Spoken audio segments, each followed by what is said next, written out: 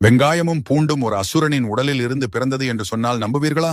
இன்னைக்கும் பல இந்து மத வழிபாடுகளில் கடவுளுக்கு படைக்கும் பிரசாதத்தில் வெங்காயம் பூண்டு சேர்க்காம சமைக்கிறத நம்ம பார்த்திருப்போம்.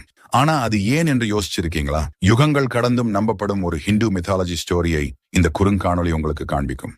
சமுத்திர மந்தனத்தின் போது, அதாவது பார்க்கடல் கடைந்த போது, அமிர்த கும்பத்தை ஏந்தி கொண்டு தன்வந்திரி பெருமாள் கடலில் இருந்து வெளியே வந்தார். அமிர்தத்தை ருசிக்க ஆசையுடன் தேவர்கள் மற்றும் அசுரர்கள் அனைவரும் காத்திருந்தனர். அப்போது விஷ்ணு பெருமான் மோகினியாக அவதரித்து அமிர்தத்தை பகிர்ந்து வழங்கத் தொடங்கினார். ஆனால் அமிர்தத்தை சுவைக்கும் நோக்கில் ஸ்வர்பானு என்ற அசுரன் தேவர்களிடையே பதுங்கி மோகினியின் கையில் இருந்து அமிர்தத்தை தானும் பெற்று குடித்து விட்டான். இதை கவனித்த சூரியனும் சந்திரனும் உடனே மோகினிக்கு தெரிவித்தனர். விஷ்ணு தன்னுடைய உண்மை உருவத்தை காட்டி சுதர்சன சக்கரத்தால் ஸ்வர்பானுவின் தலையை வெட்டினார். ஆனா கதையில இங்கதான் ட்விஸ்ட்.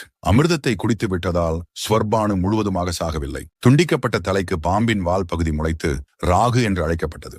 முண்டமாக கிடந்த உடலுக்கு பாம்பின் தலை முளைத்து கேது என்று அழைக்கப்பட்டது. ராகுவின் கழுத்திலிருந்து விழுந்த அமிர்தத்தின் சொட்டுகளிலிருந்து பூண்டு மற்றும் வெங்காய செடிகள் பூமியில் பிறந்ததாக நம்பப்படுகிறது.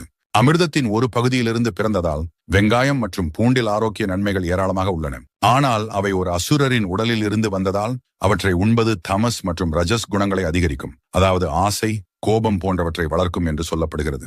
இதனால் ஆன்மீக வழிபாட்டில் நாட்டமின்மையை தூண்டும் என்பதால் ஒதுக்கப்பட்டதாக நம்பப்படுகிறது.